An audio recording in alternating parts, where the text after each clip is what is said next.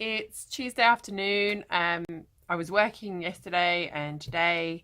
Then I had some other work that I needed to do when I got home today, but that's all done. So now I am back to working on this couture dress for a couple of hours this evening.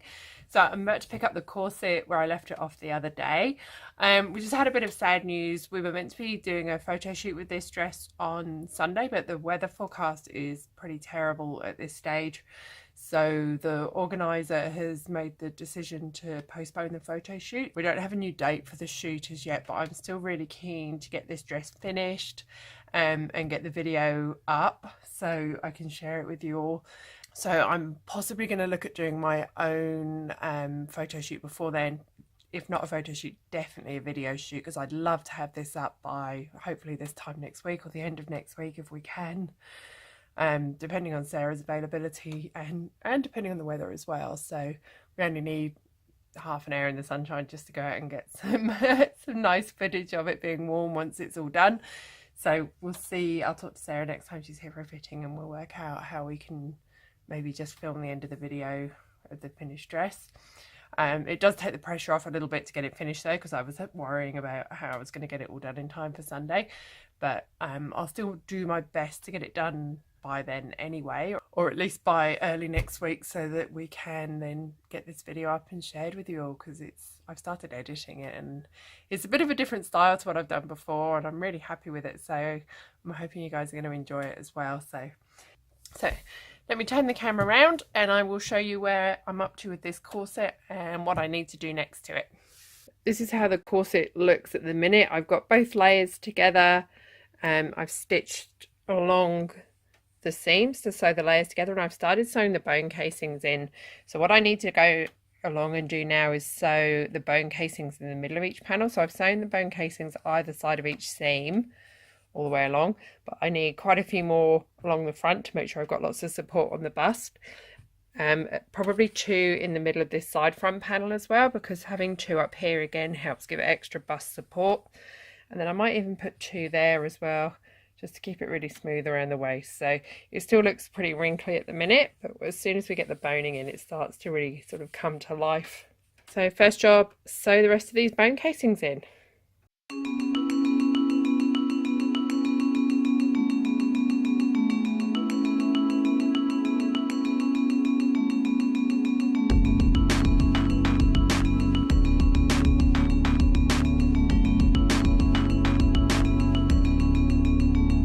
Just doing a second line of stitching around the bottom because there's just a small seam allowance that comes up slightly higher than my original line of stitching, and if I add the boning and it goes into that, it's just going to make that part a little bit bulkier, so I want the boning to stop above it. So I'm just going to do another line of stitching here and then the boning can butt right up to that and it should give a nice smooth line at the bottom.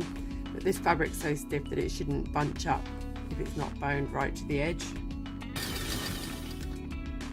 So I'll just say, testing out little sort of changes like this is something I'd never do if I'm working on a gown for a client. I stick to what I already know at that point. But making dresses like this for photo shoots and for display is a really good time for me to just change things up a little bit and see what's going to work. If it doesn't work out perfectly, I've still got a great dress that I can use. And if it does work out, it gives me a new technique that I can use for future orders. That is my bone casings all stitched into place now. You can see how in places I mark it out with my disappearing pen just to make sure I've got things accurate. So often I'll freehand sew the bone casings in the middle of the panels on one side and then I'll mark with my little pen on the other side so I make sure they match up and they're nice and symmetrical. Here I drew my centre front line before I sewed it. You can see I drew it wobbly first. I didn't have it quite lying flat, so I redrew it where I needed to stitch it. Then I marked the distance I wanted the bone casings on the centre front to sort of start out from the centre. So I worked outwards from there to make sure everything was even. And then when I sew my bone casings like this, I've got this little, you've probably seen this on my videos. I've got this little, I think it's like a quilting foot or something. I'm not sure, or a smocking foot. So, and that is attached just here, so I can move that in and out, and I measure out from my needle to that to get the width I need. I use it for my seam allowances as well, but it's perfect for top stitching boning like this, so you can get exactly the right width of bone casings that you need as you stitch.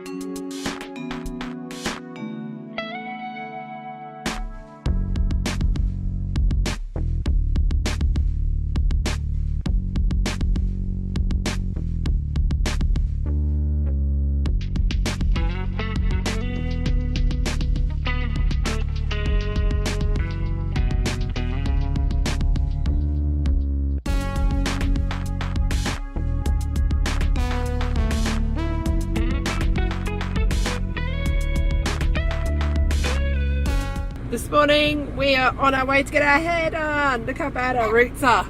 Roots, you're super faded, I'm super faded. I've got roots going on for days. Some purple here, but it's kind of faded. It's gone, hasn't it? So this time I'm going to get more purple and less turquoise. Yeah, I'm going to go red again. And maybe a little bit more blue. I'm undecided about whether to start growing my sides out or to shave them. I'll have a think about that on the way there.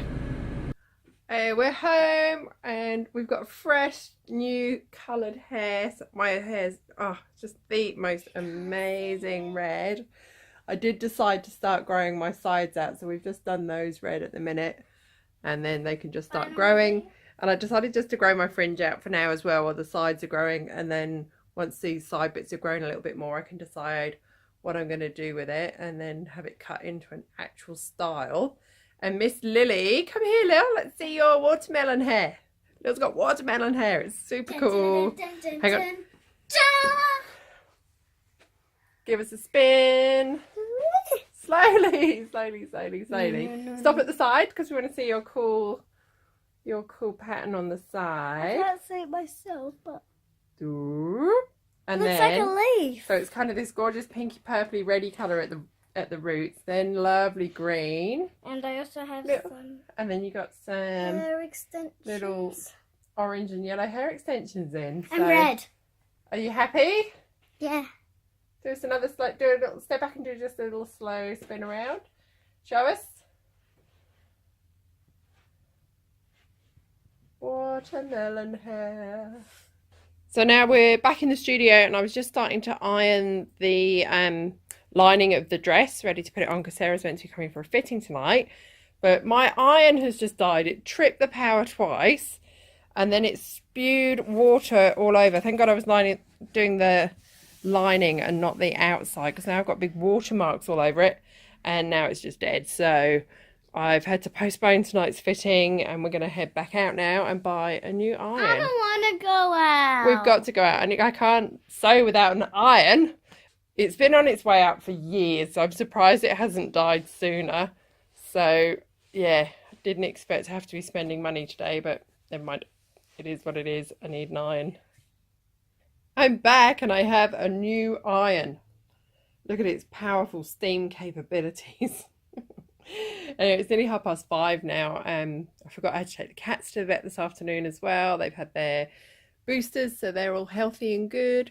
So now I was going to start sewing, but I think I'm going to go and do some editing and cook dinner, and I'll start sewing again tomorrow morning.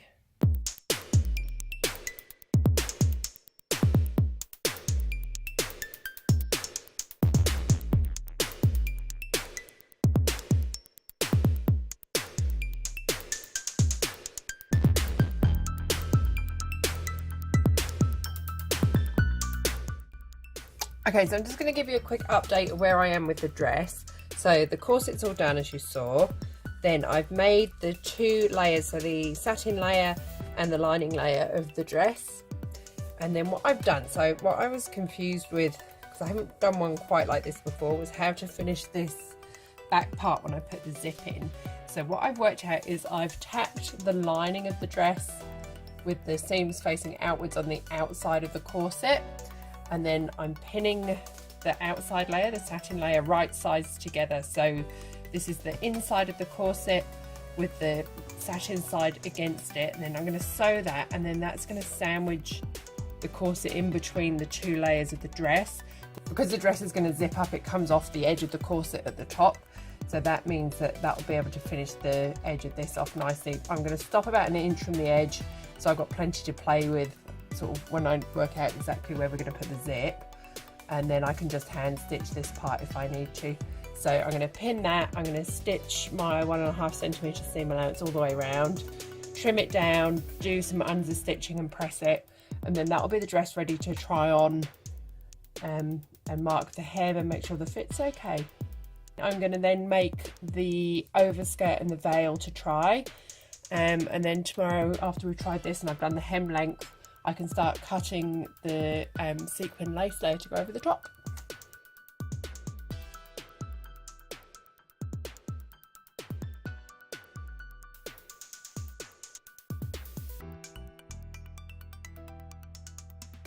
Okay, so I just want to show you where we're up to with this dress. So I've got the corset, the lining, and then the satin layer of the dress all together now.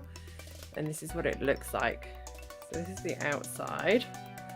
So the top isn't sitting particularly brilliantly. I'm not entirely happy with it. You can see where the top of the corset's turned back. It's ended up with this quite bulky seam allowance inside the top here, which for what we're doing is fine because it's going to have all that sequin fabric over the top, so it's not even going to notice. But for doing a plain dress, I'm going to have to find a different way to do that. So this is how it looks. So this is how it's looking from the front at the minute, like that. And then if I turn it round, so you can see the inside, we've got this corset, and then at the back, it's really hard to do with one hand, the corset laces up. I haven't bought the right ribbon for it yet, so, and then the dress will zip up over the top of it, but you can sort of get the idea of how it looks. You can kind of see the bottom of the corset through the dress at the minute. I'm hoping that disappears when it's actually on a body. I think it's because of the light coming through it at the moment.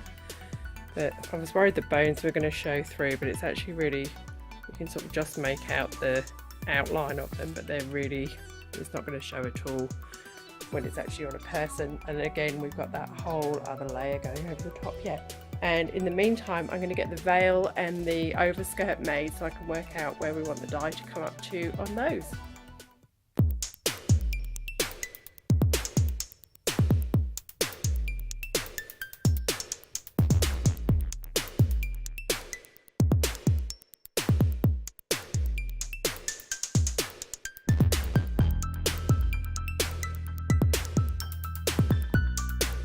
I've got all the flowers out and I'm going to make the flower crown now.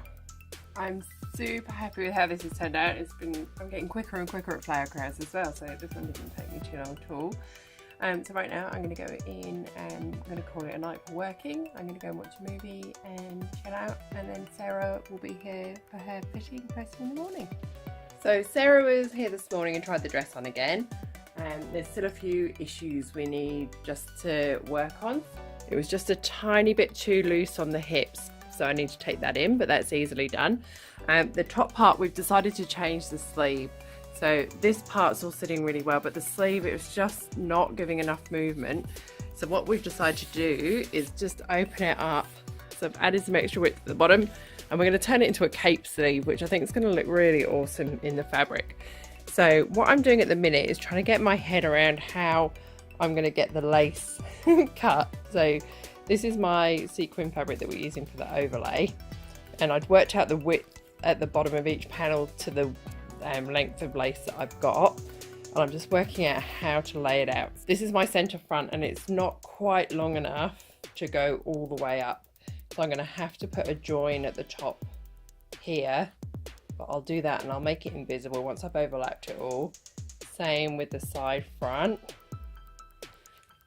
and then the side back just a tiny bit. So how I'm going to do this is I'm going to cut the seam allowance off all the skirt pieces, and then I'm going to draw around them without the seam allowance, and then cut the pattern of lace either side of where there's seam allowance is joined and overlap it, and it should give a really invisible seam rather than just doing a regular seam on there and trying to match the pattern up. So by sort of overlaying and not cutting a straight edge, we should get a really nice finish on that. So then once I've got those cut out, I then need to cut the bodice and the sleeves from these bits that are left here, and because we've done the cape sleeve, I think I'm going to have to cut and join those side bits on, but there's so much left in between that I'm going to have loads of great bits to use for this and possibly for something else in the future as well. So what have I got to do? So hem is pins. I've got to hem this dress, take those sides in, and then I can start working on all the lace layer to go over the top, which is really exciting. And the last thing to do will be to put the zip in the back. One more issue we've got to address is that you can see the corset through it when it's being worn. You can't really tell here, but you can see the line of the corset, and there's a slight colour difference where it's such a light fabric. So I'm going to look for a white petticoat to go underneath it. The tulle overskirt's all done. That just needs a hook on the front, and dyeing the veil's made, and I can dye that too. And then yeah, just I'll put some lace off cut on the waistband of this too. So I think this evening, I've been out all day, so I haven't got any sewing done today. I intended on sewing all day today, but ended up, I went to the fabric shop to get my zip and the ribbon for the corset, and then we ended up going shopping and buying loads of plants. So I spent the afternoon in the garden planting lots of lovely pots and I put some blueberry bushes in and all sorts. So spent the afternoon making my garden lovely, which has been really nice. So I think now all I'm going to do is cut the seam allowances off here and off the pattern pieces, and then I can start working on everything again tomorrow morning. Today I've been cutting out all of the sequin pieces for the outside layer of the dress, and to put the pieces together I'm using a technique called thread tracing, which is something I've only done in really small pieces before. I've never done anything on this scale. So what it involves is taking your pieces, I've cut all the seam allowances off, and then I've put them onto the sequin fabric, and then what you do is you cut sort of the nearest shapes around it. You can use this for lace as well. And then I'm going to transfer the markings, which are the edge of the pattern pieces without the seam allowance, and then with both sides right side up, you overlap them and join up the lines of these two, and then top stitch it, but you don't top stitch along the seam line, you top stitch along your cut edge here, cut the excess off the back, and then you're left with a really neat seam that hides the pattern and hides the seam, and it just looks like one piece when it's together. So this is the back and side back that I've already put together, and you can just see when I've stitched it and trimmed it, this is my join line here, and compared to just doing a normal seam on lace and sheer fabrics like this with a pattern, it hides it so much more. And once that's on, you'll barely be able to notice that unless you really look hard for it. So I'm going to do this for the whole of that dress, that overlay, then I'm going to do it for the top part and the sleeves as well. If you want me to do a full tutorial on this technique, just let me know, and I'll make another dress or a corset and use this on there and show you step by step exactly how to do it.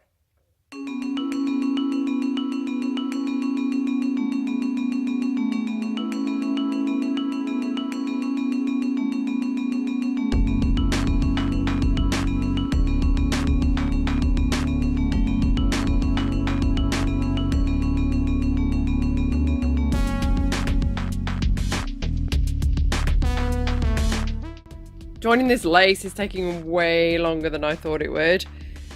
So I've only actually got 1, 2, 3, 4 out of the 7 seams done so far. But you can see it's really starting to take on, if I can hold that far away enough, the shape of the dress. So we've got that lovely flare at the bottom, and it comes in narrower at the front. And then we've got the shape. I'm trying to do this with one hand. Shape over the bust here. So I'm really happy with how it's looking, and the seams, once they're trimmed, are really almost invisible, which is just brilliant, especially sort of round this part. It's really hard to tell where the seam is.